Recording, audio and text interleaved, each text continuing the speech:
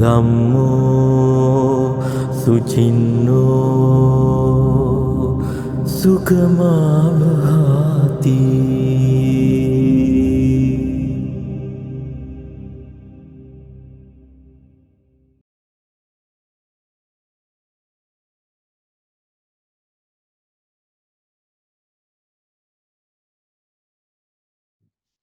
හැමදිනාම සාදුකාරයක් පවත්වන්න. සාදු සාදු සාදු.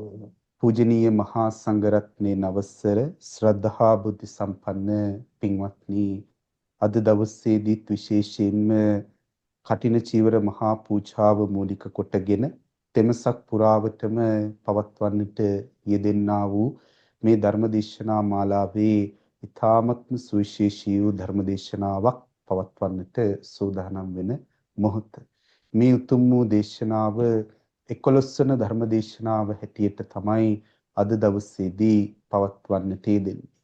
මේ ධර්මදේශනාව තුළිනුත් විශේෂයෙන්ම පූජනීය මහා සංඝරත්නයේ හැටියටත් ඒ වගේම කාලිම්පඩ් විදර්ශනා බෞද්ධ විහාරස්ථානයේ සිටි නගරය ආශ්‍රිත කරගෙන පින්වන්ත ඔබ හැමදෙනාගේම ජීවිතයන් තුළට ධර්මානුකූලව ලෞකික ජීවිතය ගොඩනගා ගන්නටත් ඒ වගේම ආධ්‍යාත්මික ජීවිතයට මඟ පාදා ගන්න ආකාරයේ අවබෝධ කර ගැනීම පිණිසත් කියන අරමුණින් තමයි මේ උතුම් වූ දේශනාවත් අද දවසේදී පවත්වන්නට යෙදෙන්නේ.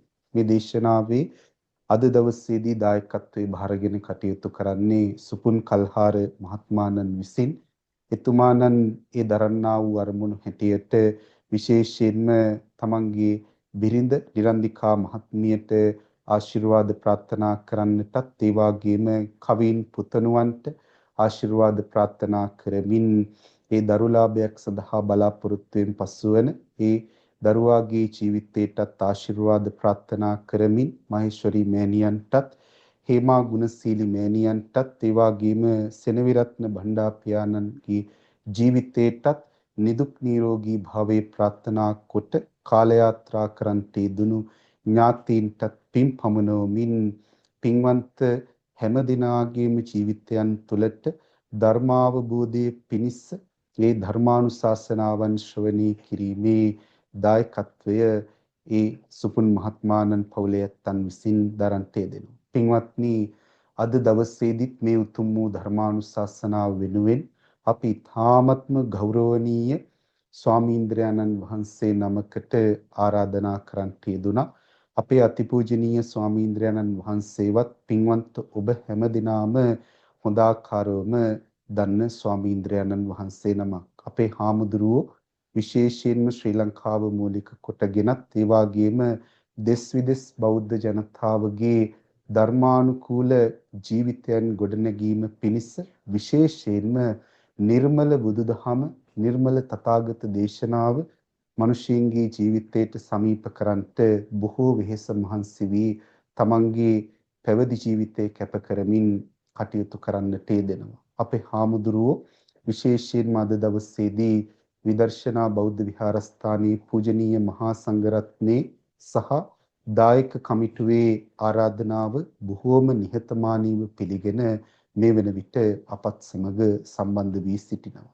මේ අවස්ථාවේදී මේ උතුම් වූ ධර්මානුශාසනාව සිදු කිරීම පිණිස වැඩමවා වැඩ සිටින අපේ අතිපූජනීය ස්වාමීන්ද්‍රයන්න් වහන්සේ අතිපූජ්‍ය කොත්මලේ කුමාර කස්සප ස්වාමීන්ද්‍රයන්න් වහන්සේව පූජනීය මහා සංඝරත්නය මේ ධර්මානුශාසනාව සඳහා নমස්කාර පූර්වකව පිළිගන්නා අතරම දායකාරකාදී ඇත්තනුත් ධර්ම ශ්‍රවණේ පිණිස සම්බන්ධ වුණු සෑම සියලු දෙනාම ගෞරවනීය ස්වාමීන්ද්‍රයන්න් වහන්සේ පිළිගැනීමක් හැටියට ශබ්ද නගා සාදුකාරයන් පවත්වන්නේ. සාදු සාදු සාදු. අපි මෙතෙන් පටන් අපේ අතිපූජ්‍ය කොත්මලේ කුමාර කස්සප ස්වාමීන්ද්‍රයන්න් වහන්සේට নমස්කාර පූර්වකව ගෞරවයෙන් ආරාධනා කර සිටිනවා. අප වෙනුවෙන් ඒ උතුම් වූ ධර්මානුශාසනාවන් සිදු කර දෙන හැටියට නැවත වතාවක් සාදුකාරයන් පවත්වන්නේ. සාදු සාදු සාදු.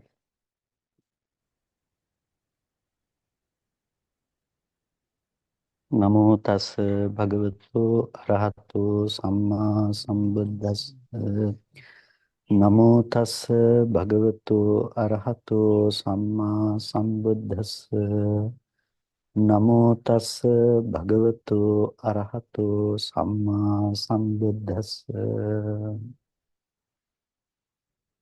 ගෞරවනීය විදර්ශනා බෞද්ධ විහාරයේහි නායක ස්වාමීන් වහන්සේ ප්‍රධාන පූජනීය මහා සංඝරත්නයන් අවසරයි සදැහැති කාරුණික නතුනි හැමදිනම උතුම් සද්ධර්ම ශ්‍රවණය සඳහා සූදානම් වන මොහොත ලෞතර සම්මා සම්බුදුරජාණන් වහන්සේ දේශනා කොට වදාළ ඒ උතුම් සද්ධර්මයෙන් ස්වල්පයක් නමුත් ශ්‍රවණය කරගන්නටයි ඔබ හැමදිනම මේ මොහොතේ සූදානමින් සිටින්නේ. මේ උතුම් වසාන සමය අවසානයේහි චීවර මාසය පැවැත්වෙන්නේ. ඉතින් මේ කාල සීමාව තුළ පැවැත්වෙන ධර්මදේශනා මාලාවෙහි එක් ධර්මදේශනාවක් හැටියටයි අද දවසේ මේ ධර්මදේශනාවත් පවත්වන්නට කටයුතු සිදු කරලා තියෙන්නේ. පින්තුනි බුද්ධ ශාසනයක් ඔබට මට ඇසුරු කරන්නට ලැබෙන්නේ ඊටාම කලාතුරකින් ලැබෙන මහා උතුම් ලාභයක් හැටියට. ඒ උතුම් ලාභය අපි නිකරුණේ ගෙවී යන්නට ඉඩ නොසලසා අප්‍රමාදීව මේ භාග්‍යතුන් වහන්සේ දේශනා කොට වදාළ ධර්මයේහි හැසිරිය යුතු වෙනවා. මේ ශාසනයෙන් ප්‍රයෝජන ලබා ගත යුතු වෙනවා. බුදු ශාසනය කියලා කියන්නේ බුදුරජාණන් වහන්සේ නමක් විසින් ලෝකයට පෙන්වා දෙනු ලබන ඒ උතුම් ධම්ම මාර්ගය, ඒ උතුම් ධම්ම පණිවිඩය. ඉතින් පින්නතුනි ඒ උතුම් ධර්මය අවබෝධ කර ගැනීම අපට මේ කලාතුරකින් ලැබෙන අවස්ථාව. ඒ භාග්‍යතුන් වහන්සේ නමකගේ වචනය ලෝකේ පරම දුර්ලභ වචන. ඒවා ලේසියකට ලෝකයේ තුල ඉන්න අපි උත්පත්තිය ගනු ලබන ආත්ම භාවයන්හි අපට ශ්‍රවණය කරගන්නට අවකාශයක් සැලසෙන්නේ නැහැ. පහසුවෙන් ලැබෙන දේවල් හැටියට. මොකද බුදුවරයෙක් ලෝකේ පහළ වෙන්නේ ඊටාම කලාතුරකින් නිසා සමහර විටක කල්ප ගණනක් යනකම් පිනතුනේ බුදුරජාණන් වහන්සේ නමක් තබා බුද්ධ කියන වචනයවත් අහන්නට ලැබෙන්නේ නැති කාල තිබෙනවා. බුද්ධ ශූන්‍ය කල්ප තිබෙනවා. ඉතින් ඒ නිසා අපිට ලැබිලා තියෙන නිසා මේ අවස්ථාවෙහි වටිනාකම පිළිබඳව අපිට අදහසක් නැති වුණත් අපිට ලෞකික ලෝකෝත්තර කියන මේ අර්ථයන් නිවැරදිව සම්පූර්ණ කර ගැනීම සඳහා අපිට ලැබුණ මහා උත්තරීතර කාල පරිච්ඡේදයක් හැටියට අපිට මේ උතුම් බුද්ධ ශාසන කාලය හඳුනා ගන්නට පුළුවන්කම තිබෙනවා. ඒ නිසාමයි මේ කාලය තුලදී අපි අප්‍රමාදී විය යුතු වෙන්නේ. ලෝකේ ජීවත් වෙනකොට අපි ලෞකික දේවල් වෙනුවෙන් පින්නතුනේ අපේ ජීවිතය ඕන තරම් අවස්ථාවන්හිදී විවිධ ආකාරයෙන් කැපකිරීම සිදු කරලා ඇති. ඒ නිසායි භාග්‍යතුන් වහන්සේක අවස්ථාවකදී ඇත්සොඬක් පමණ ප්‍රමාණයකට යන කුහුඹු රංචුවක් පෙන්නලා සෙනා පහල කරන්නේ. ඒ වෙලාවේදී භාග්‍යතුන් වහන්සේගෙන් ආනන්ද තෙරුන් වහන්සේ හේතුව විමසනකොට දේශනා කරනවා මේ කුහුඹු රංචුවේ සක්විති රජ නොවුණු එකම කුහුඹුවෙක්වත් නැහැ කියලා. ඒ කියන්නේ හැම කුහුඹුවෙක්ම සක්විති රාජ සම්පත්තිය ලැබලා තියෙනවා. ඒ මහා සම්පත්තියක් භුක්ති විඳක් පින්නතුනි මේ හේතුඵල ධර්මයට අනුයාත වන ඒ හැම කෙනෙකුටම පොදු වුණ ධර්මතාවයට යටත් වන්නට ලක්වන්නට ඒ හැම කෙනෙකුටම සිද්ධ වෙලා තියෙනවා. අපේ ජීවිතවලත් කතාව ඒකම තමයි. ඕනම මොහොතක ඒ සකස් කරගත්ත හේතුවට අනුව වෙනත් ඵලයක් ලැබෙන්නට පුළුවන්. ඒක මහා දුක්ඛිත තැනක වන්නටත් පුළුවන්. ඒ වගේ අස්ථාවර තැනක ජීවත් වන අපට මේ සසර ප්‍රවර්තනය නතර කරන්නට, මේ සසර පැවැත්ම කියන එක නතර කරන්නට, නැතිනම් මේ හේතුඵල චක්‍රය සිඳින්නට අවශ්‍ය මාර්ගය අපිට හමුවන්නේ බුදුරජාණන් වහන්සේ නමක් පෙන්වා දෙන ඒ උතුම් මාර්ගයක් තුලින්. ඉතින් අන්න ඒ නිසායි ඒ මාර්ගය ලෝකයේ තුල පහළ වුණ කාලයක අප අප්‍රමාදී බව අපි ඇති කරගත යුතු වෙන්නේ. පින්තුනේ බුදුරජාණන් වහන්සේ නමක් අපිට අවබෝධ කරගන්නට අවශ්‍ය මාර්ගය හැටියට ධර්මයේ හැටියට දේශනා කළේ මේ ලෝකයේ පවතින යථා ස්වභාවය පිළිබඳව. යථා ස්වභාවය කියලා කියන්නේ යම් ආකාරයකට මේ ලෝකයේහි පැවැත්ම තියෙනවා නම් ඒ පවතිනා වූ ආකාරය එබඳු වූ ස්වરૂපයෙන්ම අවබෝධ කර ගැනීමයි බුදුරජාණන් වහන්සේ නමක් විසින් මේ ලෝකයට දේශනා කරන්නට යෙදුනේ. ඒ නිසාම මේ දර්ශනය හඳුන්වනකොට අපි එක වචනයක් කියන යථාභූත ඥාන දර්ශන කියලා. මේ යථාභූත කියන්නේ විද්‍යමාන වන ඒ පවතිනා වූ ස්වභාවයම යම්සේ පවතිනා වූ ස්වභාවයක් වේද එය එලෙසින්ම නුවණින් දැකීම නුවණින් අවබෝධ කර ගැනීම තමයි යථාභූත ඥාන දර්ශනය කියලා කියන්නේ. ඉතින් අන්න ඒ යථාභූත ඥාන දර්ශනය අපි අවබෝධ කරගත යුතු වෙන්නේ ඒ తত্ত্বය පිළිබඳව නොදන්නාකම නිසා මේ සසර ප්‍රවර්තනය අප සකස් කරගන්න බව නිසාමයි. ඒක තමයි අවිද්‍යාව මූලිකත්වය ගන්නේ මේ සසර පැවැත්ම සඳහා. ඒ කියන්නේ අර යථාර්ථය පිළිබඳව නොදන්නාකම කියන දේ. ඉතින් අන්න ඒ පැවැත්ම තේරුම් ගන්නට අවශ්‍ය නිසා තමයි බුදුරජාණන් වහන්සේ ලෝකයේහි පවතින යථාර්ථය අවබෝධ කරගත්තා දුක්ඛාර්ය සත්‍යයක් ලෙස. ඒක ලෝකේ අපි දැනගත්තත් නොදැනගත්තත් බුදුරජාණන් වහන්සේ දේශනා කළත් නැතත් ලෝකේ පවතින ඇත්තක් තමයි දුක්ඛාර්ය සත්‍ය කියලා කියන්නේ. ඒක කෙනෙක් අවබෝධ නොකලත් දුක්ඛ ස්කන්ධයම තමයි පවතින්නේ. දුක්ඛ ධර්මයම තමයි පවතින්නේ. ඒක ඊට වඩා වෙනස් වෙන්නේ නැහැ. ඒක තමයි ලෝකේ යථාර්ථය. ඉතින් ඒ යථාර්ථය නොදන්නකම තමයි අවිද්‍යාව කියලා කියන්නේ. ඒ නිසා බුදුරජාණන් වහන්සේලා කලේ මේ අවිද්‍යාව ප්‍රහීන කරලා විද්‍යාව එහෙම නැතිනම් මේ දුක්ඛාර්ය සත්‍ය තත්ත්ව පරිදි දැකීමක් ඇති කරගත්තා. ඒ දැකීම ඇති කර ගැනීම හා සමගම දුක්ඛ සමුදය තිබුණා නම් අර දුක ඇති කරගන්න නැවත නැවත දුක්ඛය උපදවන හේතුව තිබුණා නම් ඒ හේතුව ප්‍රහාණයටපත් වුණා. ඒ දුක්ඛය කියන ඵලයත් දුක්ඛ සමුදය කියන හේතුවත් කියන මේ දෙකම පිරිසිඳ දකිමින් ප්‍රහාණයටපත් කිරීම කියන දේ තමයි අපි දුක්ඛ නිරෝධය සහ දුක්ඛ නිරෝධ ගාමිනී ප්‍රතිපදාව සඳහා අනුගමනය කරන දේ බවට පත්වන්නේ. ඉතින් අන්න ඒ නිසා පින්නතුනි අපිට භාග්‍යතුන් වහන්සේලා දේශනා කරලා තියෙන මේ දර්ශනය දිහා අපි මෙනෙහි කරලා බැලුවොත් ඒ පිළිබඳව අපි අපේ මනස යොමු කළොත් අපට දකින්නට පුළුවන්කම තිබෙනවා. බුදුරජාණන් වහන්සේ නමක් පහළ වුණත් නැතත් මේ ලෝකයේ පවතින යථාර්ථය තමයි අප විසින් අවබෝධ කරගත යුතු දේ බවට පත් වෙන්නේ. මේ යථාර්ථය අවබෝධ කර ගැනීම තුළම තමයි අර ලෝකේ පැවැත්ම හදන හේතු ටික ඉවත් කරලා දාලා මේ ලෝකයෙන් මිදෙන්නට අපට පුළුවන්කම තිබෙන්නේ කියන කරුණ පැහැදිලි කරගන්නට පුළුවන්කම තිබෙනවා. බුදුරජාණන් වහන්සේ ඇතම් අවස්ථාවලදී විවිධ අවස්ථාවලදී ප්‍රශ්නවලට පිළිතුරු ලබා දෙනකොට අපිට විශේෂයෙන්ම දේවතා සංයුත්තාදීහිදී දකින්නට පුළුවන්කම තිබෙනවා මේ යථාභූත දර්ශනය පිළිබඳව පැහැදිලි කරපු අවස්ථාවන්. ඒ කියන්නේ මේ ලෝකයේහි පවතින යම් යථාර්ථයක් තියෙනවා නම් ඒ යථාර්ථය පිළිබඳව විවරණය කරනවා. ඒ මොකේ යථාර්ථයද මේ ලෝකයේහි යථාර්ථය පිළිබඳවයි දේශනා කරන්නේ බුදුරජාණන් වහන්සේලා ලෝකයට පෙන්වා දෙන්නේ. එතකොට මේ ලෝකය කියලා කියනකොට ඒ ලෝකය කියන දේ පෙන්වා දෙන්නේ පින්නතුනේ මේ තමන්ගෙන් පරිබාහිරව विद्यमान වන ලෝකයක් පිළිබඳව නෙමෙයි. ඒ කියන්නේ තමන්ගෙන් බාහිර තියෙන තමන් කියන බවෙන් එළියේ තියෙන අපි හැමෝම අත්විඳිනු ලබන එකම ලෝකය ගැන කරන නිර්වචනයක් නෙමෙයි බුදුරජාණන් වහන්සේලා මේ අවබෝධ කරගන්න කියලා දේශනා කරන්නේ. අපි යම් විදිහකින් ගත්තොත් 100 දෙනෙක් ඇසුරු කරනු ලබන්නේ ලෝක 100ක්. අපි එක එක පුද්ගලයා ඇසුරු කරගනු ලබන්නේ ඒ පුද්ගලයාගේ ඉන්ද්‍රිය සංජානනයන්ට අදාළ වන ඒ පුද්ගලයා විසින් සකස් කරගත්තා වූ ලෝකයක් තමයි ඒ පුද්ගලයා විසින් ඇසුරු කරනු ලබන්නේ.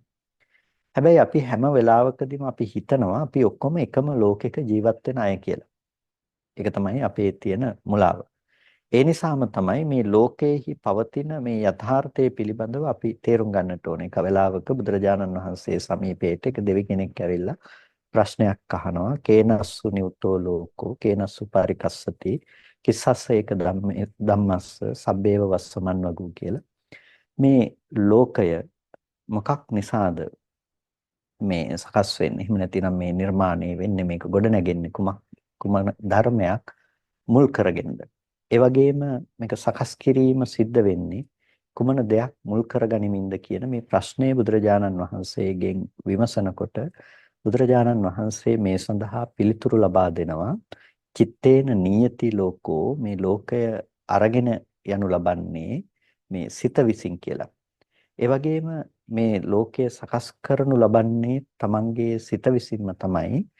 මේ සිත නැමැති එකම ධර්මය, චිත්තස්ස ඒක ධම්මස්ස සබ්බේව වසමන්වගු, මේ සිත නැමැති එකම ධර්මයට තමයි මේ හැමෝම අනුව යන ධර්මයේ බවට පත් වෙන්නේ. හැමෝම වශයට ගිහිල්ලා තියෙන මේ සිත නැමැති එකම ධර්මයේ කියලා දේශනා කරනවා.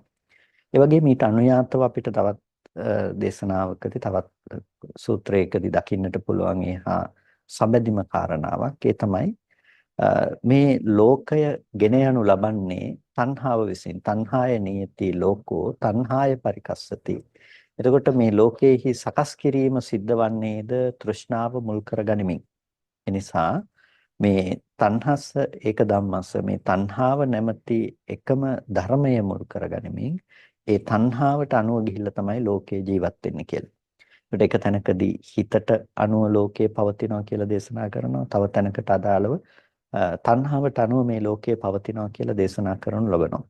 මෙන්න මේ සූත්‍ර දෙකම පින්නතුනේ අපි ටිකක් බැලුවොත් මෙතනදී භාග්‍යතුන් වහන්සේ මේ පැහැදිලි කරන අර්ථය කුමක්ද කියන එක පිළිබඳව මෙතනදී සිත සහ තණ්හාව කියන මේ ශීර්ෂයන්ගෙන් කරුණු පැහැදිලි කළත් මේ අවස්ථා දෙකේදීම මේ සමුදය පාක්ෂික ධර්මයන් හැටියට තමයි බුදුරජාණන් වහන්සේ මේ කාරණාව ස්මතු කරලා මේ පැහැදිලි කිරීම සිදු කරන්නේ. ඒ කියන්නේ මේ ලෝකය සකස් වුනේ කොහොමද කියන එක.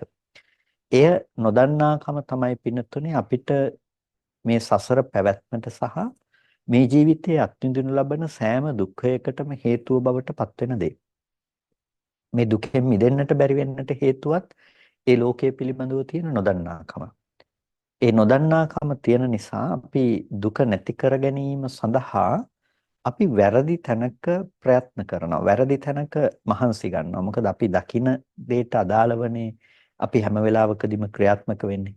මේ ලෝකේ ජීවත් වෙන සෑම සත්වයක්ම සෑම පුද්ගලයෙක්ම පිනතුනි තමන්ට තියෙන දර්ශනයට අදාළව තමයි ක්‍රියාත්මක වීම සිද්ධ කරන්නේ.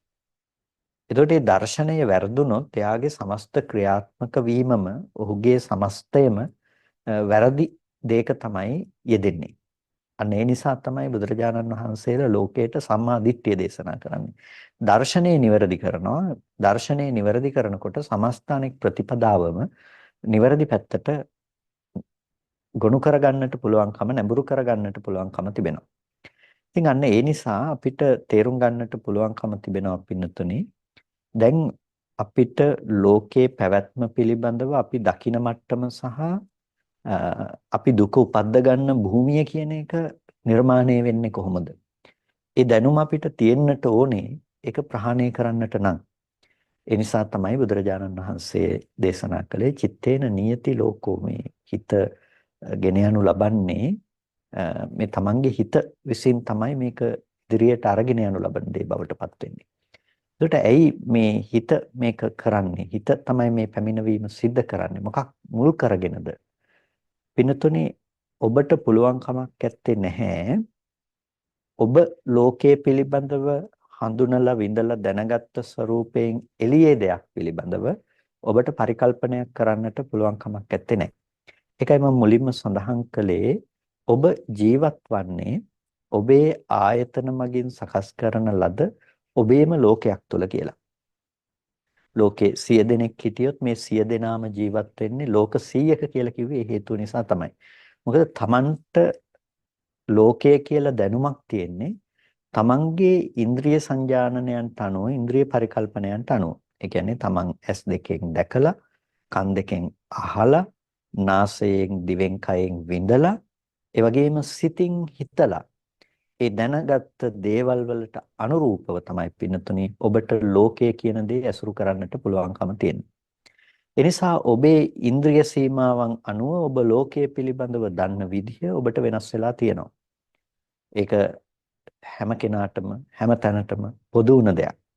ත්‍රිසංගත සතෙක් බැලුවොත් එයා ජීවත් වෙන්නේ එයාගේ ඉන්ද්‍රියයට ගොඩනගන ලෝකේ. ඔබ ජීවත් වෙන්නේ යා ජීවත් වෙන ලෝකෙ නෙමෙයි. ඔබේ ඉන්ද්‍රිය ඔබට ගොඩනගලා තියෙන ලෝකේ. නිසා පුද්ගලයන් මිනිස්සුયો 100 දෙනෙක් අපි ගත්තොත් ඒ 100 දෙනා ජීවත් වෙන්නේ ඒ අයගේ ඉන්ද්‍රිය සංජානනයන්ට අනුව ඉන්ද්‍රියන්ට අනුව කියන්නේ අස කන නාසය දිව ශරීරය මනස කියන මේ ආයතන මත ගොඩනගපු ලෝකයේ ඇතුලේ තමයි ඒ හැම කෙනෙක්ම ජීවත් වෙන්නේ. එතකොට මේ ආයතන 6 මත ගොඩනගෙන ලෝකයේහි ඔබට ලැබෙන අත්දැකීම් අනුව අපිට ඒ සියල්ල වර්ගීකරණය කරන්නට සංග්‍රහ කරන්නට පුළුවන්කම තිබෙනවා තැන් 4කට. ඒ තමයි දිට්ඨ සුත මුත විඤ්ඤාත කියලා කියන්නේ. එතකොට මේ දිට්ඨ සුත මුත විඤ්ඤාත කියන මේ තැන් 4ට අපිට ඔබේ සමස්ත ලෝකයේහි අත්දැකීම් සංග්‍රහ කරන්නට පුළුවන්. ලෝකය කියලා කියන්නේ මෙහෙම දෙයක්. ඔබ යම් කිසි විදිහකින් ඒක දැකපු දේවල් ගැන කතා කරනවා නම් ඒක දිට්ඨ කියන තැනට අදාළ වෙන දෙයක්. ඒ වගේම මෙහෙම ඒව ලෝකේ තියනවලු කියලා ඔබ අහපු දේවල් ගැන ඔබ කතා කරනවා නම් ඒක සුත කියන තැනට අදාළ වෙන දෙයක්. ඒ වගේම ඔබ විඳපු දේවල් ගැන ඔබ කතා කරනවා නම් ඒක මුත කියන ගණයට අදාළ දෙයක්. විඳින්නේ රස, ගඳ සුවඳ, ස්පර්ශ කියන මේ තුනම මුත කියන ගණයට තමයි අයිති. ඊට පස්සේ මනසින් හිතලා ඔබ දැනගන්න දේවල් ඒවලට කියනවා විඤ්ඤාත කියලා. ඒකට ඔබ දන්න සමස්ත ලෝකය මේ තැන් 4ට ඇතුළත් වෙන දේවල් මිසක ඒ තැන් 4න් එහාට ඔබට දෙයක් කතා කරන්නට පුළුවන් කමක් නැත්තේ නැහැ. අන්න ඒ නිසා මේ තැන් 4ට කියනවා පිනතුනේ සතර වෝහාර ධර්ම කියලා. ව්‍යවහාර කරනු ලබන ධර්ම 4ක් තියෙනවා. ඒ තමයි දිට්ඨ සුත මුත විඤ්ඤාත කියන මේ ධර්ම 4. ඒකට ඔබේ සමස්ත ලෝකයේ තියෙන පිනතුනේ මෙන්න මේ තැන් 4 මත දකින අහන විඳින දැනගන්න දේවල් මත තමයි ඔබේ සමස්ත ලෝකයේ තියෙන්නේ. එතකොට මේ සමස්ත ලෝකය ගොඩනැගීමෙහි මූලිකත්වය දක්වන තැන බවට පත් වෙන්නේ මොකක්ද? ඒක මූලිකත්වයේ දක්වන තැන බවට පත් වෙන්නේ සිත නැමැති මේ ධර්මය. කැඩපතකට කොච්චර වර්ණ රූප ආපාතගම වුණත් කැඩපතකට කණ්ණාඩියකට කොච්චර බාහිර තියෙන රූපයන්ගේ ඡායාවන් පතිත වුණත් පිනතුනි ඒ කැඩපතට පුළුවන් කමක් ලැබෙන්නේ නැහැ ඒ ඡායාවන් දැනගන්නට. ඒකට හේතුව තමයි ඒ උපවත් බව කියන දෙයට පමණක් විඥානන කෘත්‍යයන් ඇති කරගන්නට පුළුවන් කමක් ලැබෙන්නේ නැහැ. එහෙනම් මේ කර්මජ වශයෙන් ඉපදුණු ප්‍රසාදයකට පමණක් පුළුවන් කමක් ලැබෙන්නේ නැහැ යම්කිසි විඥානනයක් කරන්නට. ඒ කියන්නේ ඇහැට විතරක් බෑ රූප දකින්න අපි සරලව කිව්වොත්. ඒ සඳහා තියෙන්නට ඕන දේ තමයි පින්නතුනේ සිත කියලා කියන දේ. මේ චිත්තය කියන ධර්මය ඒ ප්‍රසාදය ඇසුරු කරගෙන ඉපදීම නිසා තමයි ඒ ප්‍රසාදයට පතිතවන රූපයන් පිළිබඳව දැනගන්නට පුළුවන්කම ලැබෙන්නේ. ඒකට රූප දකින්නවා කියන බව ඇති කරගන්නට පුළුවන්කම තියෙන්නේ කුමක් නිසාද? මේ ප්‍රසාද රූපය ඇසුරු කරමින් සිත උපදින නිසා. ඒකට මේ විදිහට පෙනෙන බව කියන එක සකස් වුණා නම් පින්නතුනේ මේ පෙනෙන බව සකස් වුණ තැනට අපි කියනවා දිට්ඨ පෙනුන දේ කියලා. එතකොට ඒක හිත යොමු වීමත් සමග තමයි මේ විඥානනය කරන්නට අපිට පුළුවන්කම ලැබුණේ. ඊට පස්සේ අපි ඒ පෙනුන බව හටගෙන නැති වුණාට පස්සේ අපි මනසින් ඒ පිළිබඳව පරිකල්පනය කරලා අපි අபிසංස්කරණයන් ඇති කරගෙන අපි හිතනවා මේ ඉන්නේ අම්මා තාත්තා දරුවෝ වටින දේවල් වටින්නේ නැති දේවල් වශයෙන් අපි මනසින් හිතලා දැනගන්න දේවල් අපි අසුරු කරගන්නවා. දැන් ඔබට බාහිර තියෙන දෙයි ඔබ සකස් කරගෙන විඳින දෙයි දෙකම එකක් විදිහට පේනවා. දැන් හොඳට හිතලා බලන්නකෝ කණ්ණාඩියකට වර්ණ ඡායා පතිත වුණා වගේ තමයි ඇහැට රූප පතිත වුනේ. රූප පතිත වුණ තැනක හිත යොමු වුණාට පස්සේ යාට දැනගන්න පුළුවන්කම තිබුණේ ඒ හිතට මොකක්ද? ඇහැට ආපු වර්ණ රූප ටික දැනගන්නට පුළුවන්කම තිබුණා. වර්ණ රූප දැනගන්නවා කියලා කියන්නේ පින්නතුනේ අම්මා තාත්තා ගෙවල් දොරවල් දැනගන්නවා කියන එක නෙමෙයි. පාට සහ හැඩවල වෙනස්කම පිළිබඳව දැනගන්නට පුළුවන්කම තිබුණා. දැන් ඔබේ ඇහැට කිසිම දවසක අම්මා විතරක් පේනවා කියන එකක් වෙන්නේ නැහැ. දරුවා විතරක් ගයක් විතරක් පේනවා කියන එකක් වෙන්නේ නැහනේ. නේ? ඔබේ ඇහැ දැන් මේ මොහොතේ ඔබ කල්පනා කරලා බලන්නකෝ. ඔබ ඉදිරිපස බලාගෙන ඉන්නකොට ඔබට ඊටමත් විශාල වර්ණ රූප රාශියක් ඔබේ ඇස් හමුවට එකවර පතිත වෙනවා. ඒ පතිත වන තැනක ඔබ හිතින් හිතලා දැනගන්නේ ඔබ ඒ ප්‍රධාන වර්ණ රාශියක හිත සීමා කරගන්න දේ විතරයි. එතකොට ඒක දැනගන්න දේ මිසක දකින්න දේ බවට පත් වෙන්නේ නැහැ. හැබැයි අපේ අවිද්‍යාවේ මට්ටම කියන්නේ මේ දැනගන්න දේ සහ දකින්න දේ කියන දෙකම එකක් කියලා අපි හිතනවා. ඒ නිසා ඔබ කල්පනා කරනවා බාහිර පේන්නේ දරුවා, බාහිර පේන්නේ අම්මා, බාහිර පේන්නේ තාත්තා. මේ විදිහට අපි ලෝකය උපාදාන වශයෙන් ග්‍රහණය කරගන්න මට්ටමකින් අපි අසුරු කරන්නට අපි පෙළඹිලා තියෙනවා. ඇයි පේන දේ සහ දැනගන්න දේ දෙකම එකක් විදිහට අපි අසුරු වෙන තැනක අපේ ජීවිතේ ජීවත් කරන නිසා. ඉතින් පින්නතුනි මෙන්න මෙබඳු ආකාරයේහි පැවැත්මක් අපි ඇති කරගෙන තියෙන තැනක බුදුරජාණන් වහන්සේ අපිට දේශනා කරනවා මේ යථාර්ථය දකින්නට මේ ප්‍රතිවේද කරගන්නට මේ තැනක සිද්ධ වෙන එක තමයි දුක්ඛාරය සත්‍ය කියලා පෙන්වන්නේ. මොකද සංකත දුක්ඛ ලක්ෂණය කියන එක. කියන්නේ හේතු නිසා හටගන්න දේවල් හේතු නැති වෙනකොට නැති වෙනවා. ඒ කියන්නේ අර පේන බව ඇති කරපු ඇහැ රූප කියන රූපයත් සිතත් කියන මේ දෙකම ඉතුරු නැතුව නිරෝධයටපත් වෙනවා. ඒක නිරුද්ධ වෙනවා නම් පෙනෙන බව දැනගන්න දේ කියන්නේ පේන දේ නෙමෙයි. එහෙනම් දැනගන්න දේ දැනගැනීමෙන් පස්සේ නිරුද්ධ වෙනවා.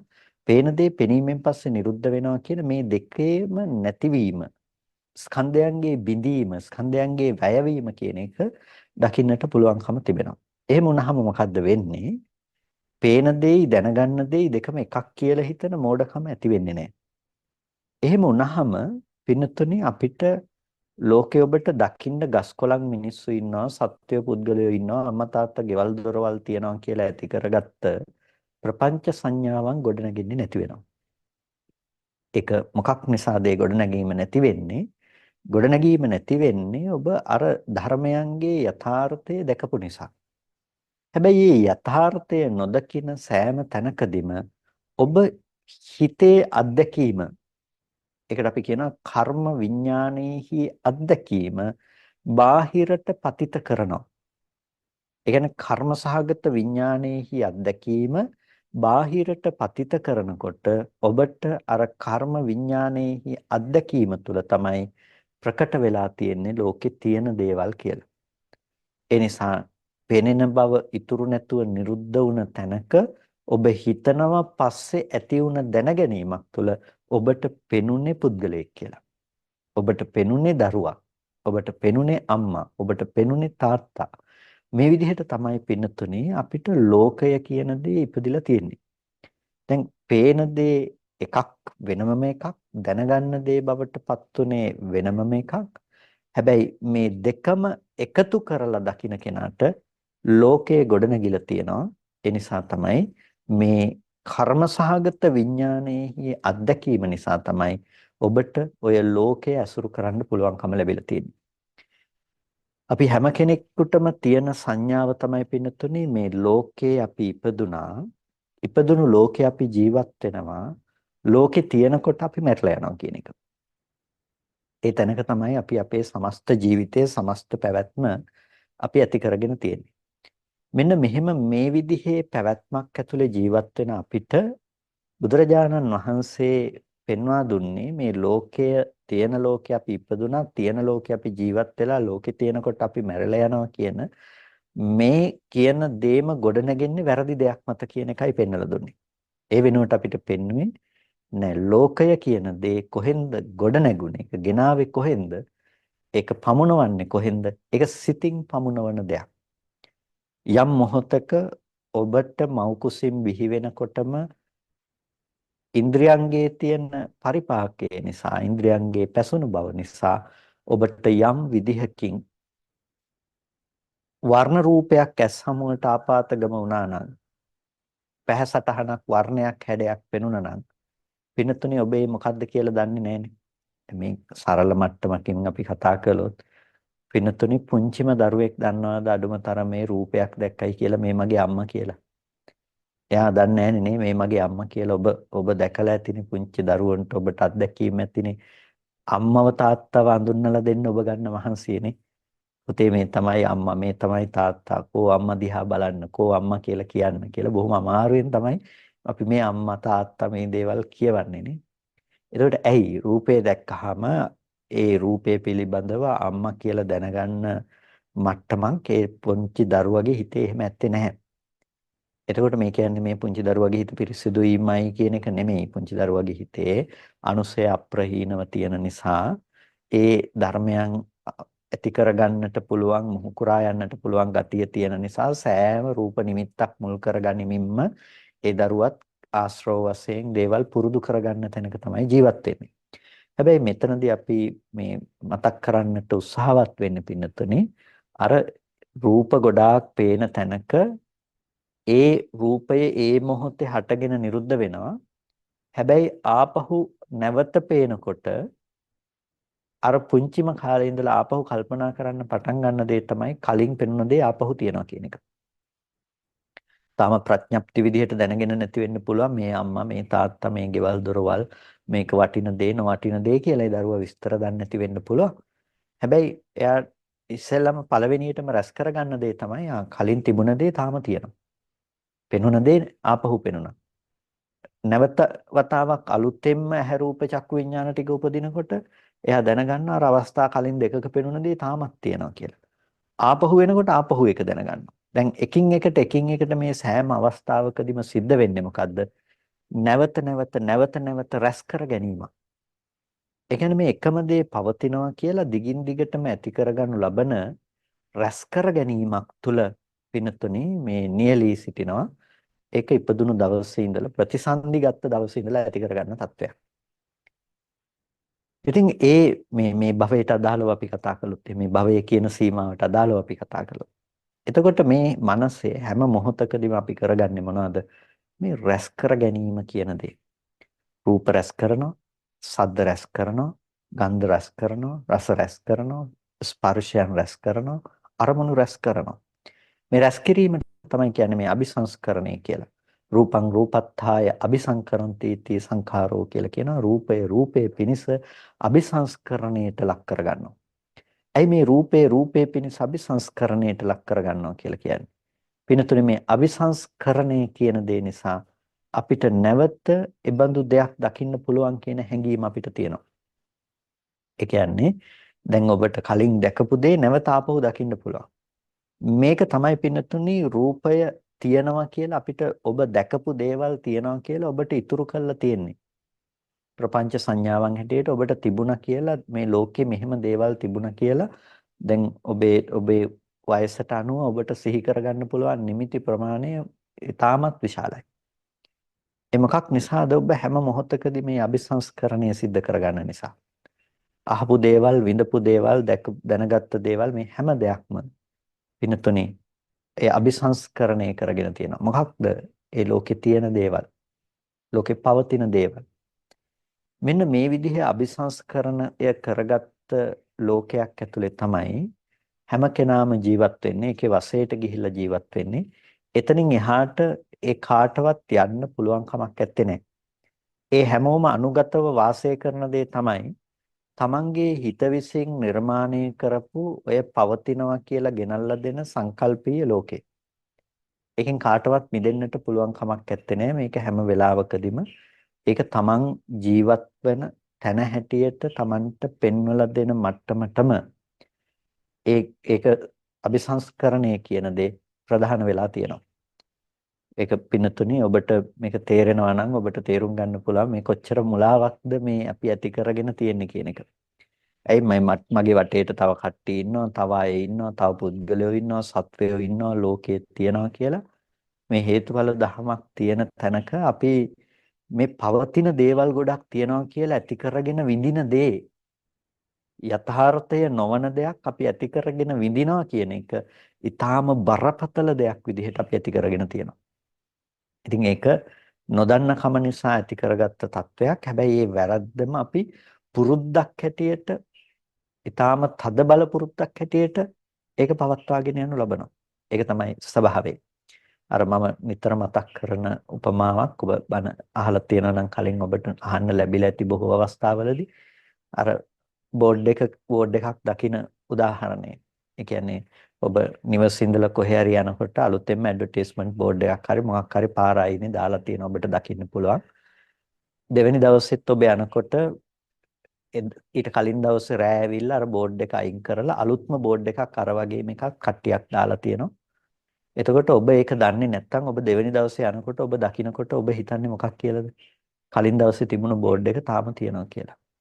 තුන්වෙනි දවසෙත් යනකොට අලුත්ම බෝඩ් එකක් ඒ විදිහටම දාලා තිනවා. ඔබ දකින්නේ මොකක් කියලාද? අර දවස් දෙකක් තිබුණ බෝඩ් එක තාම තියෙනවා කියලා. එතකොට අන්න ඒ වගේ තමයි පින්නතුනේ අපි විඳින දේ සහ පවතින යථාර්ථය අතර තියෙන වෙනස. හතරවෙනි දවස් වෙනකොට අලුත්ම බෝඩ් එකක් ගෙනල්ලා දානවා. හැබැයි මේ බෝඩ් එක හදන්නෙම ඉරුණු හැඩයට.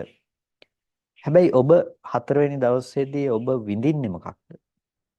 ඔබ විඳින්නේ අර දවස් 3ක් තිබුණ බෝඩ් එක දැන් ඉරුණා කියන එක.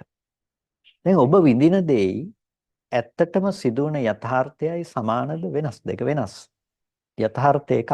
හැබැයි ඔබ විඳින දේ තව එකක්. ඒ වගේ තමයි පින්නතුනේ ලෝකයේ ගොඩනගන දේ තියෙන්නේ සිතින්. කොහෙන්ද ඒක ගොඩනගලා තියෙන්නේ? මොකක්ද සිතින් ගොඩනගපු දේ? දවස් 4ක් තිස්සේ තිබුණු බෝඩ් එක ඒක කවදාකවත් යථාර්ථයේ බවට පත් වෙන දෙයක් නෙමෙයි. ඒක කොහෙන්ද ගොඩනැගුවේ? ඊයේ තිබ්බ එක තමයි තාම තියෙන්නේ කියන එක ගොඩනැගුවේ භෞතිකව නෙමෙයි. ඒක රූපේ ඇත්ත උනේ නැහැ. ඒක ඇත්ත උනේ කොහෙන්ද? ඒක අවිද්‍යාවෙන් ඇත්ත කරලා දීපු දෙයක්. අර අලුත්ම බෝඩ් එකක් හැමදම දැම්මා කියන එක පෙන්වන්නේ නැති ඒක නොදන්න කමෙන් තමයි ඊයේ තිබ්බ එක කියන එක ඔබට ගොඩනගලා තියෙන්නේ. ඒක ඇත්ත නෙමෙයි. ඒක යථාර්ථය නොවන දෙයක් ඔබ යථාර්ථයක් කරගෙන ඉන්නවා. අන්න ඒ වගේ පින්නතුනේ හැම මොහොතකදීම පෙනෙන බව කියන එක, ඇහෙන බව කියන එක, විඳින බව කියන එක, දැනගන්න බව කියන එක. දැන් අපි මුලින්ම මේ ටික ඔක්කොම ලඝු කරා කොතෙන්ටද? මේ තමයි ලෝකය කියලා.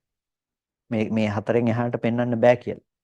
ඒ ලෝකයේ හැම මොහොතකම පෙනෙන බව ඇති කරන හැම මොහොතක්ම, ඇහෙන බව ඇති කරන හැම මොහොතකම සෑම අවස්ථාවකදීම තිබුණේ මොකද්ද?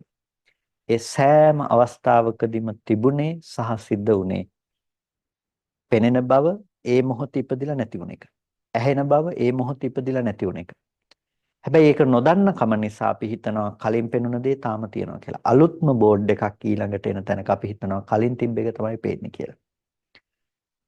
අලුත්ම බෝඩ් එකක් එනකොට අපි හිතනවා කලින් තිබුණා නම් දෙපාරක් දැන් මේ දෙපාරම තිබුණ දේ තමයි මේ තියෙන්නේ කියලා. එහෙනම් හැම මොහොතකදීම අපි තියනවා කියන එක අපි අත්විඳිනු ලබනවා. ඊට පස්සේ අලුත්ම බෝඩ් එකක් අර ඉරුණු හැඩයට හදලා දැම්මා වගේ පිනතුනි පේන බව අලුතෙන්ම ඉපදුනේ. හැබැයි අපි හිතනවා කලින් තිබ්බ එක නෙමෙයි මේ තියෙන්නේ කියලා. ඉතින් මේ ඔක්කොම අපි විඳින්නේ තමන්ගේ නොදන්නකම මත ගොඩනගපු විඥානයේහි කර්ම විඥානයේහි අත්දැකීම මත. ඒකෙන් තමයි පින්නතුනි මේ ජරා මරණ දුක ගෙනල්ලා දීලා තියෙන්නේ. සමස්ත ලෝකේ ගොඩනගලා තියෙන්නේ.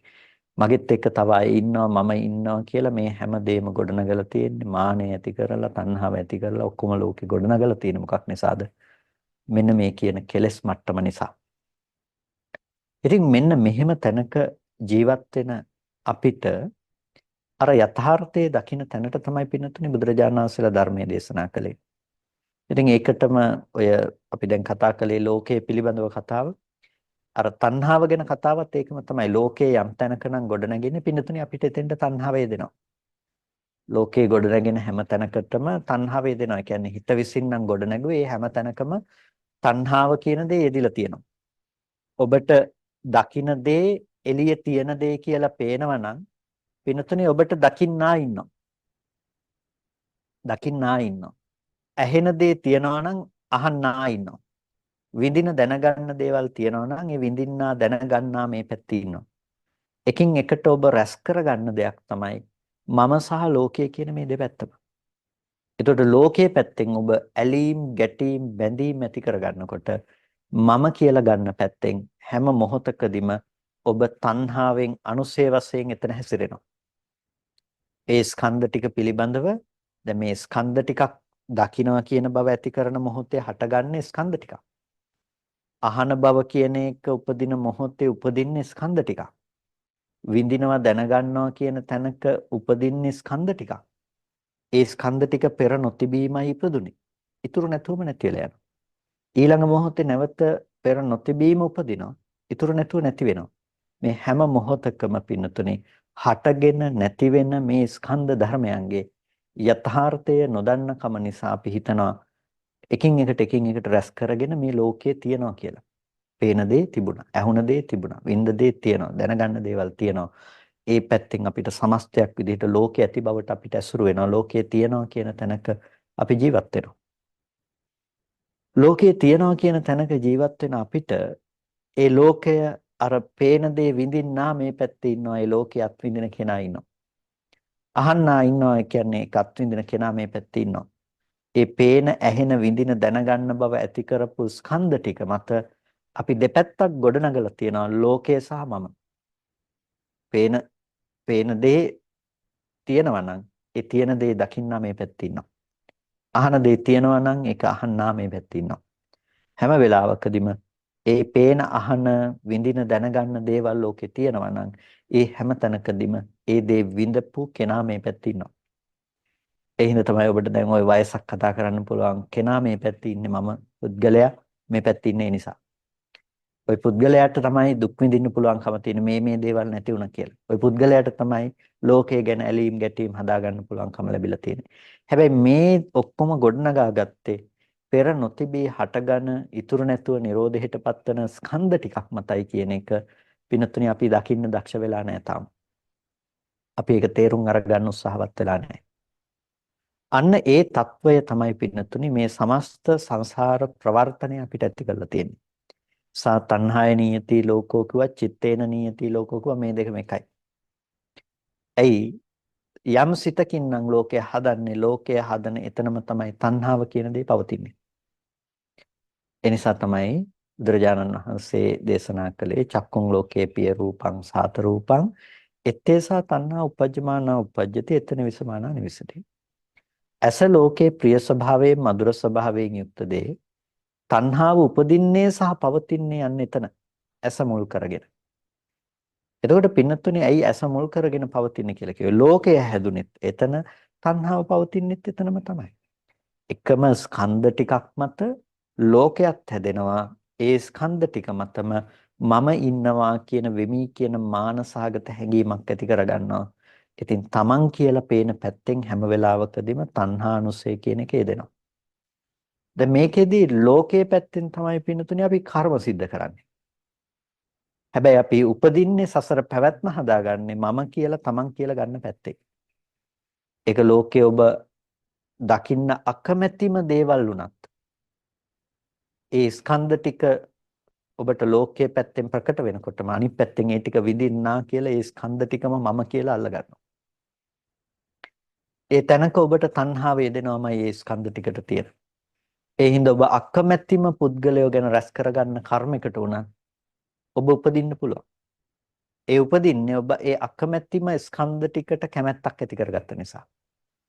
ඒ නිසා අකමැති දෙයට කැමති වෙලා තියෙනවා.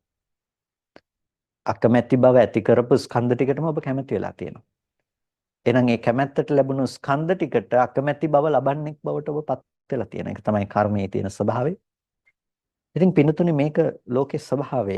ඒක බොහොම භයානක දෙයක්. ඒක ඔබ තේරෙනවා නම් ඔබ අවබෝධ කරගන්නවා නම් පින්නතුනේ අනික් කෙනෙක් පිළිබඳව ඔබ හිතේ අමනාපයක් ඇති කරගෙන ඒ පුද්ගලයාට දෝෂයක් කියන්න බය වෙනවා. බනින්න දොස් කියන්න බය වෙනවා. මරණවා කරනවා කියන එක ගහනවා කියන එක ගැන කවර කතාවක්ද? මොකද මේ හැම තැනකදීම සකස් වෙන කර්මය පින්නතුනේ හැම තැනකදීම ස්කන්ධ ටිකක් හටගත්ත තැනක අපිට ලෝකයේ පැත්තෙන් අපි ඒක ප්‍රකට කරගෙන ඇලීම් ගැටීම් හදා ගන්නවා. හැබැයි ඒකේ විපාක පිණිසෙන්නේ ඒ ස්කන්ධ ටික පිළිබඳවම මම කියලා ඇති කරගන්න තණ්හාව පැත්තෙන්.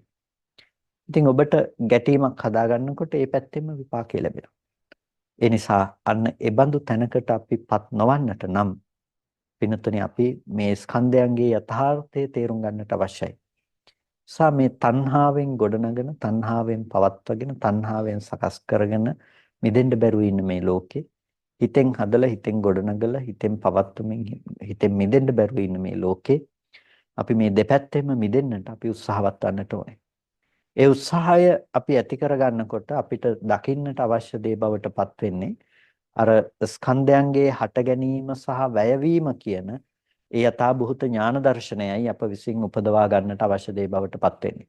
ඒ ස්කන්ධයන්ගේ හට ගැනීමත් ඒ ස්කන්ධයන්ගේ වැයවීමත් කියන ඒ යථාභූත ඥාන දර්ශනය තමයි අපි අපේ ජීවිතය තුළ ජීවිතය පුරාවටම උපද්දගත යුතු දේ බවට පත් ඒ දර්ශනය පින්නතුනි කෙනෙකුට බෑ එකපාරම තමන්ගේ ජීවිතයට ආදේශ කරගන්න පුළුවන් කමක් නැහැ.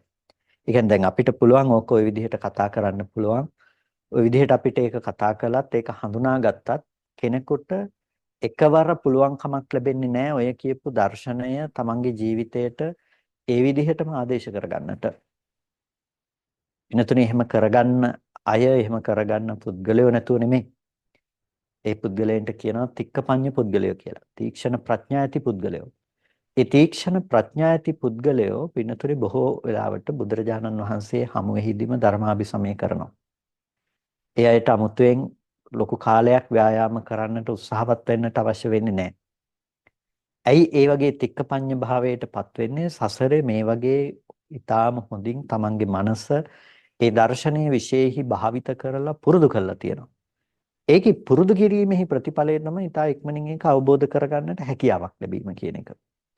ඉතින් පුරුදු නොකළ කෙනෙකුට නම් ඒක පුරුදු කරන්න සිද්ධ වෙනවා.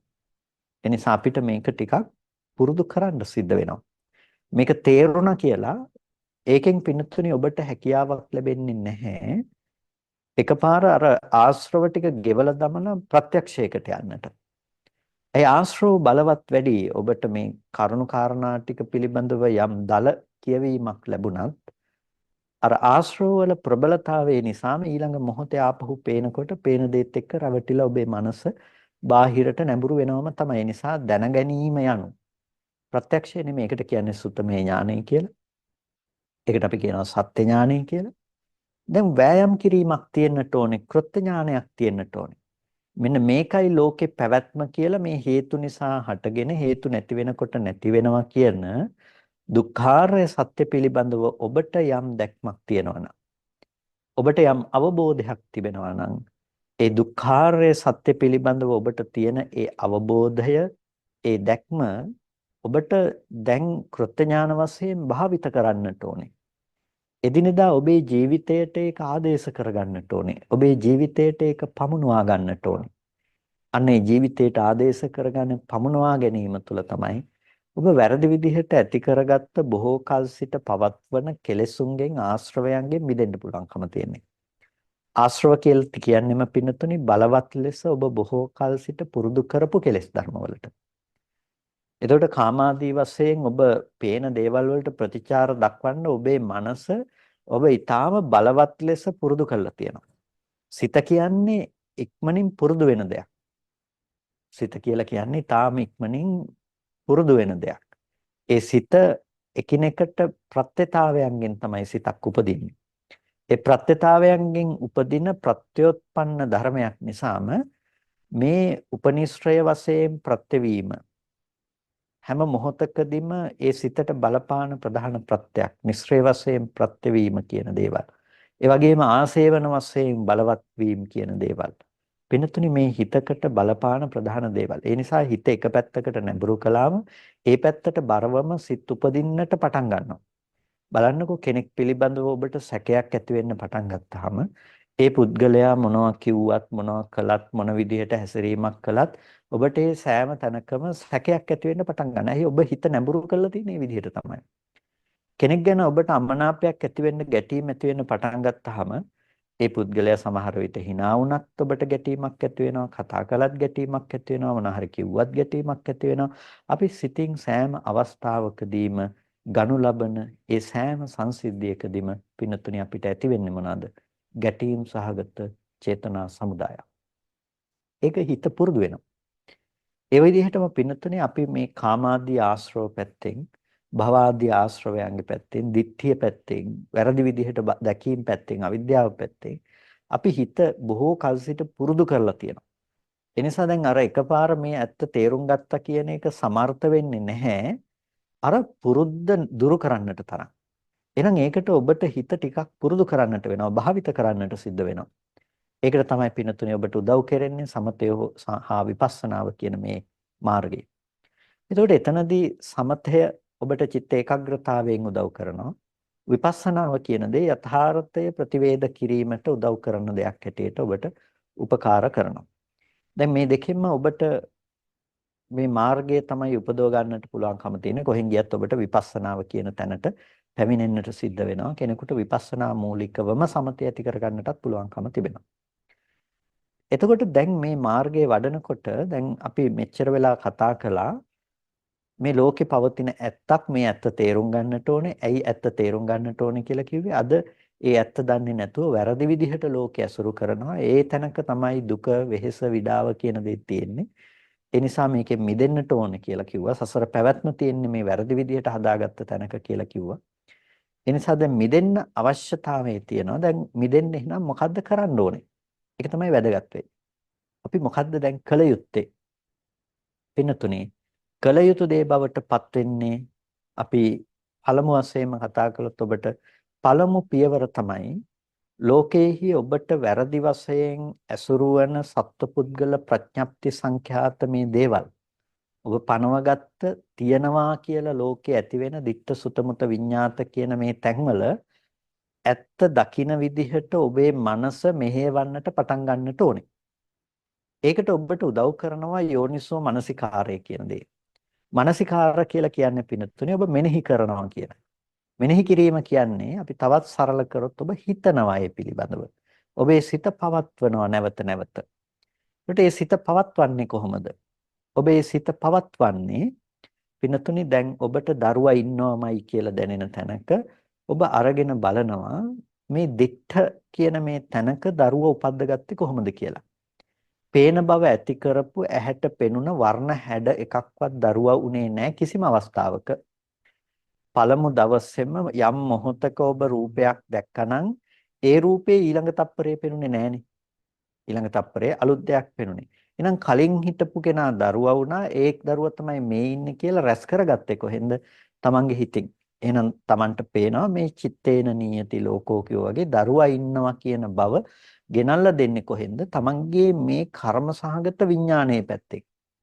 එහෙනම් මේ යථාර්ථයේ පැත්තේ සිද්ධ වෙන අලුතෙන් පේන බව හදන තැනකට අර තමන්ගේ මනස තුල රැස් කරගත්ත දේ අදාළ වෙන්නේ නැහෙනේ කියන එක හොඳට ස්මතුව ප්‍රකට වෙන විදිහට ඔබ දකිනවා. ඒ පේන ලෝකයේ පිළිබඳව යෝනිසෝ මනසිකාරයේ පැවැත්වීම විදිහට. සමහර විටක පින්නතුනි එක නිමිත්තක් ඔබට බලන්නට විනාඩි 10ක් 15ක් 20ක් 30ක් ගියාට කමක් නැහැ. හොඳට මෙනෙහි කරන්න.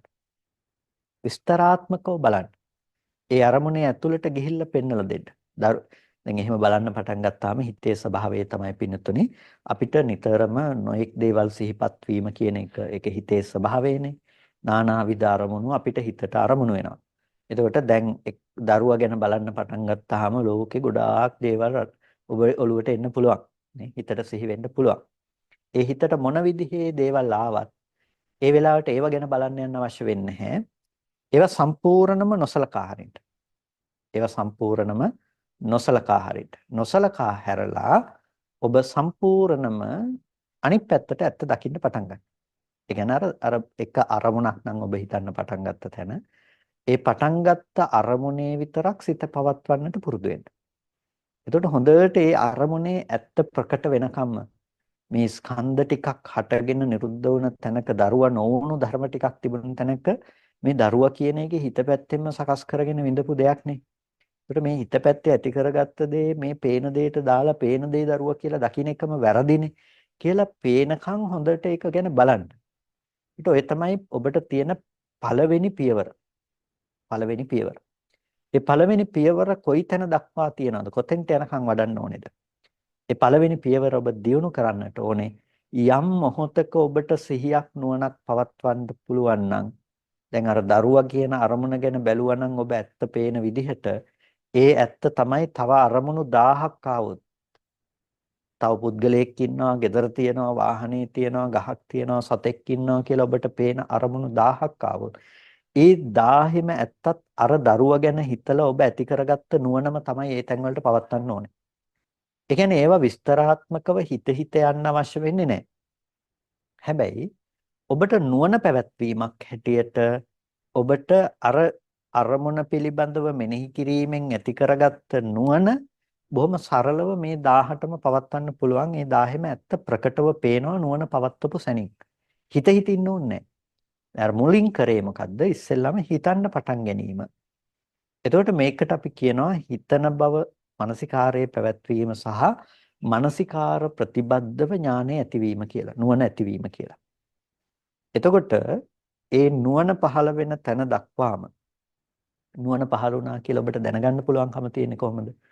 නුවණක් ඇති වුණා කියලා ඔබට දැනගන්න පුළුවන්කම තියෙන්නේ ඔබට එක තැනක මතු කරගත්ත නුවණ හැම තැනකටම පොදුවේ හැම අරමුණකටම පතිත කරලා බලන්න පුළුවන්කම තියෙනවා. එතකොට අන්න ඒ තැන දක්වා මේක ඔබ ප්‍රගුණ කරන්නට ඕන. ඒ පළවෙනි අධීර. ඒක ඔබට සම්පූර්ණ කරගන්න පුළුවන් නම් ඒක තමයි පිනතුනේ ඔබට මේ විපස්සනා ඥාන ඇති කරගන්න තැන දක්වාම ඔබට ප්‍රායෝගිකව යන්න පුළුවන්කම තියෙන ප්‍රධානම පියවර බවට පත් වෙන්නේ. ඊට පස්සේ ඔබට පුළුවන් එතනින් දෙවෙනි පියවරට යන්න. දෙවෙනි පියවර තමයි යම් මොහොතක ඔබට පුළුවන්කම තියෙනවා නම් එතනදී අර දැන් ඔබට තාම හොඳින් ප්‍රකටයි ස්කන්ධ ධර්ම ටිකක් කියන එක. ඇයි ඔබ දකින්න දරුවා අම්මා තාත්තා කියන තැන්වල දැන් අර නානත්වේ ඉක්මවා ගිහිල්ලා ප්‍රඥාප්ති ඉක්මවා ගිහිල්ලා ඔබට පේන්නේ ස්කන්ධ ටිකක් හට ගන්නවා කියන එක. ස්කන්ධ ටිකක් කියන එක. දැන් ඔබ දකින්න මනස නැඹුරු කරන්න ස්කන්ධයන්ගේ හට ගැනීම සහ වැයවීම දකින්න පැත්තට. ස්කන්ධ උපදිනවා හැම මොහොතකම වැය වෙනවා. මේ හේතු ටික නිසා හටගත් ස්කන්ධ ධර්ම ටික හේතු ටික නැති වෙනකොටම නැති වෙලා යනවා. ඊළඟ මොහොතේ නැවත ස්කන්ධ ටිකක් උපදින ස්කන්ධ ටික වැය වෙනවා. මේ ස්කන්ධයන්ගේ හට ගැනීම සහ වැයවීම ඔබට ප්‍රකටව පේනකොට ප්‍රධාන වශයෙන් දකින්න පුළුවන්කම ලැබෙනකොට පිනතුණියේ සෑම තැනකදීම ඔබට තිබුණා නම් ප්‍රපංච සහගත සංඥාවන් ඔබට තිබුණා නම් වැරදි විදිහට උපද්දගත්තු දේවල් ඒවා ටිකෙන් ටික ප්‍රහාණය වෙන්න පටන් ගන්නවා. අර විපස්සනා ඥාන ඒ තැන්වල ප්‍රකට වීම, ස්මතු වීම සිද්ධ වෙනවා. ඥාන හැටියට, නුවණවල් හැටියට විපස්සනා ධර්මයන්ගේ වැඩිම සිද්ධ කරගන්නට ඔබට පුළුවන්කම ලැබෙනවා. ඉතින් ඒක විපස්සනා වශයෙන් මේ මනස භාවිත වීම තුළ තමයි පිනතුනේ ඔබට මාර්ගඵල ඥාන උපදවනවා කියන එක දක්වාම ඒ ස්කන්ධයන්ගේ උදේවැය දකින්න දේ දියුණු කරගෙන යන්නට පුළුවන්කම තිබෙනවා.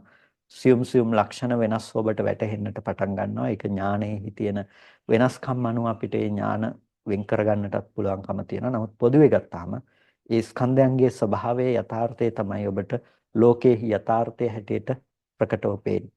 එතකොට ඔබට අර හිතෙන් සකස් කරගත්ත ලෝකයේ කියන එක පණවන්න පුළුවන් කමක් ලැබෙන්නේ නැත්නම් ඔබට පින්නතුනේ ඒ හිත සහ කර්ම සහගත විඥානීය සහ තණ්හාව කියන එකට අදාළ පැවැත්මක් ඔබට හම්බ වෙන්නේ. ඒ පැවැත්මෙන් ඔබට මිදෙන්නට පුළුවන්කම තියෙනවා. ඒ පැවැත්මට ඔබ අනුගත වෙන කෙනෙක් බවට පත් වෙන්නේ නැහැ. ඉතින් අන්න එතෙන්ට තමයි දැන් මේ මාර්ගය අපි ඔය ආකාරයට අනුපූර්ව වශයෙන් පුරාගෙන වඩන්නට පටන් ගන්නට ඕනේ. ඒක වඩනකොට කෙනෙකුට ප්‍රශ්නයක් ඇති වෙනවා නම් ඒක එහෙම වඩන්න යනකොට කෙනෙකුට හිතෙනවා නම් මේ විදිහේ මෙනෙහි කිරීමක් කරගෙන යනකොට තමන්ගේ හිත ඊටාම බලවත් ලෙස ඉදිරිපත් කරනවා නම් කරුණු නෑ ඒ වුණාට බාහිර ලෝකේ තියෙනවනේ අම්මා කියන බව තියෙනවනේ දරුවා කියන බව තියෙනවනේ කියලා හිතේ ස්වභාවය ඒකනේ. ඒකට හිත එළිය තියනවා කියන එක නැවත නැවත අපිට කියනවා නම් හිත නැවත නැවත ඒක පෙන්වා දෙනවා නම් පින්නතුනි ඒ වෙලාවට අපි මොකද්ද කරන්න ඕනේ? ඒ කියන්නේ අපේ හිතේ අඩුවක් තියෙනවා අපි ළඟ. මොකද්ද ඒ අඩුව කොතනද තියෙන්නේ? ඒ තමයි ධර්ම ශ්‍රවණය තුළ තිබුණ අඩුව. ධර්ම ඥානය තුළ තිබුණ අඩුවේ. එනිසා සුතමේ ඥානයේ පැත්ත තව තියුණු වෙන්නට ඕනේ. ඒ කියන්නේ ඔය දේ කපලා අයින් කරන්න තරම් ඔය කඩුව මුවහත් නැහැ. තව මුවහත් තියාගන්නට ඕනේ. ඒ සඳහා ඔබ ධර්ම ශ්‍රවණය කිරීම කියන දේ සිද්ධ කරන්නට ඕනේ. නැවත නැවත බණ අහනකොට තමයි ඔබට හොඳින් අර අරමුණ දකින්න පුළුවන්කමට අවශ්‍ය වන දැනුම සුතමේ සත්‍ය ඥානයේ පැත්තෙන් ගොඩනගෙන්නේ. ඒ නිසා ඔබට අර විදර්ශනා කරගන්න බැරි වුණ අරමුණ අරගෙන ඒ අරමුණ ගලපමින් ධර්මදේශනාවක් හොඳින් මුල ඉඳලා ශ්‍රවණය කරන්න. එතකොට ඒ දර්ශනයේට ඒ අරමුණ හොඳට ගලපා බලනකොට ඔබට හොඳට ඒ කාරණාව පැහැදිලි කරගන්න පුළුවන්කම ලැබේ. ඒ විදිහට ඔබට මෙනෙහි කිරීමට ගැටලුවක් තියෙනවා නම් ප්‍රශ්නේ තියෙන්නේ සුතමේ ඥානෙ. යම් කිසි වෙලාවකදී ඔබට නුවණ පවත්වන්න බෑ නම් ඒ කියන්නේ දැන් දරුවා කියන අරමුණේ හොඳටම පැහැදිලි ඊට පස්සේ ගහක් තියනවා වාහනේ තියනවා කියලා හිතුනහම එතන ඇත්ත දකින්න බෑ නම් එකපාරම හිත නුවණ පැවත්වපු සැනින්ම ස්කන්ධ ටිකක් කියලා දකින්න බෑ නම් තියනවාමයි කියලා දැනෙනවා නම් කොතනද ප්‍රශ්නේ තියෙන්නේ? ප්‍රශ්නේ තියෙන්නේ අර මෙනෙහි කිරීමේ අඩුව තියෙන්නේ. මෙනෙහි කරගන්න බෑ නම් එතකොට අඩුව තියෙන්නේ සුතමේ ඥානේ. නුවණ පවත්වනකොට නෑ තියනවා කියලාම හිතෙනවා නම් එතකොට අඩුව තියෙන්නේ කොතනද? මෙනෙහි කිරීමේ අඩුවක් තියෙන්නේ. එහෙනම් ඔබ මෙනෙහි කරන්න පටන් ගන්න ඕනේ. මෙනෙහි කරන්න පටන් ගන්න ඕනේ. ඒ නිසා මෙනෙහි කිරීම කියන දේ ඊළඟට ඔබ සිද්ධ කරන්නට ඕනේ. දියුණු කරන්නට ඕනේ මෙනෙහි කිරීම කියන දේ. ඒ කියන්නේ දැන් ඔබ අපොහසත් වුණ අරමුණ ගැන නැවත මෙනෙහි කිරීම පැත්තේ වැඩි කරගන්න. දවසකට අරමුණු ගණනක් මෙනෙහි කරනවා කියන එකේදී 10ක් 15ක් වැඩි වශයෙන් මෙනෙහි කරන තරමට නුවණ උපද්දන සම්භාවිතාවය ඇති කරගන්නට පුළුවන්. හැබැයි මෙනෙහි කිරීම කියන දෙයට විතරක් විපස්සනාව කියලා එක පවරා දීලා තියාගන්න එපා. නුවණ උපද්දන්න, නුවණ භාවිත කරන්න. එතෙන්ට තමයි අපිට යන්න අවශ්‍ය වෙන්නේ. ඒ නිසා ඒ නුවණ භාවිත කරනකොට අපැහැදිලි වෙනවා නම් ඒ කියන්නේ මෙනෙහි කිරීමේ අඩුවක් තියෙනවා. මෙනෙහි කරන පැත්ත වැඩි කරගන්න.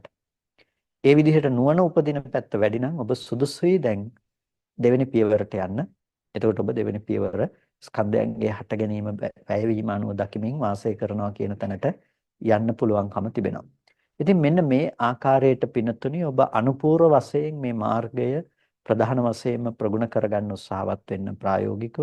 එතකොට අර කතා කරපු දර්ශනීය සමීපයට ඔබට ඔබේ මනස පත් කරගන්නට નિરાයාසයෙන්ම පුළුවන්කම ලැබෙනවා. ඒත් ඔබේ භාවනාව ඊට අනුයාතව සකස් කරගන්න.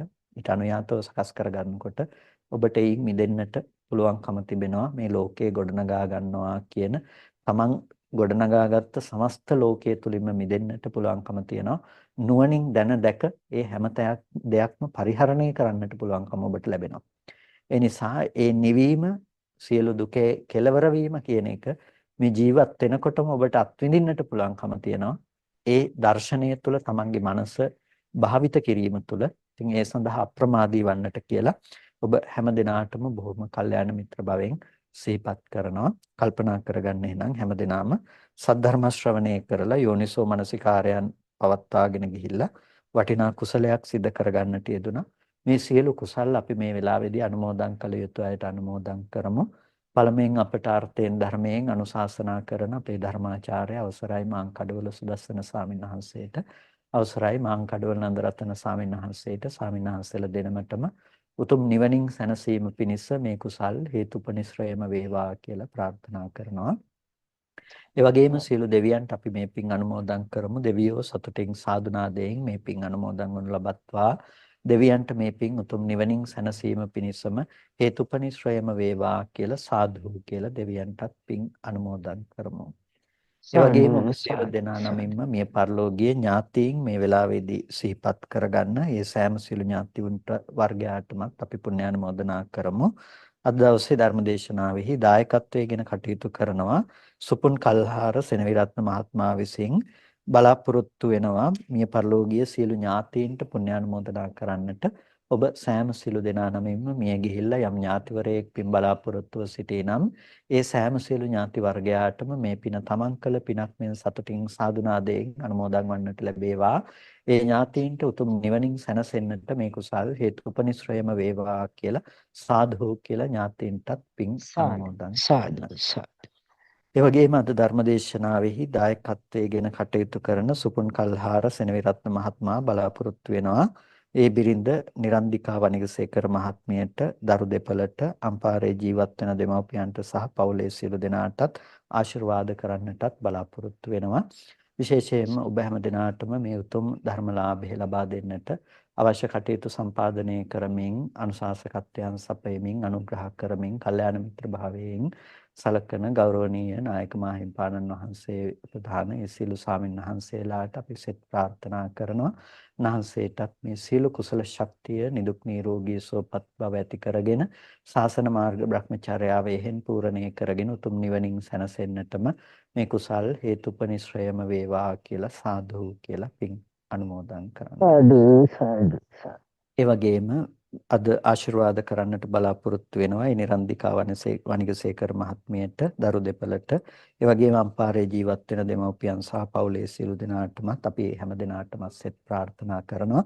ඒ වගේම දායකත්වයේ දරන සුපුන් කල්හාර සෙනවිරත්න මහත්මාණන් ප්‍රධානම් ඒ පවුලේ ඒ දරු දෙපළ ඇතුළු ඒ බිරිඳ ඇතුළු සියලු දෙනාටමත් ධර්ම ශ්‍රවණය කළ ඔබ සියලු දෙනාටමත් මේ සියලු කුසල ශක්තිය නිදුක් නිරෝගී සුවපත් බව චිරජීවන සම්පන්නිය සලසාගෙන කායික මානසික සැනසෙල්ල උදා කරගෙන උතුම් නිවනින් සැනසීම පිණිසම හේතුපනිශ්‍රයම වේවා කියලා සාදු කියලා පින් අනුමෝදන් වන්න හැම දිනාටම සාදු සාදු සාදු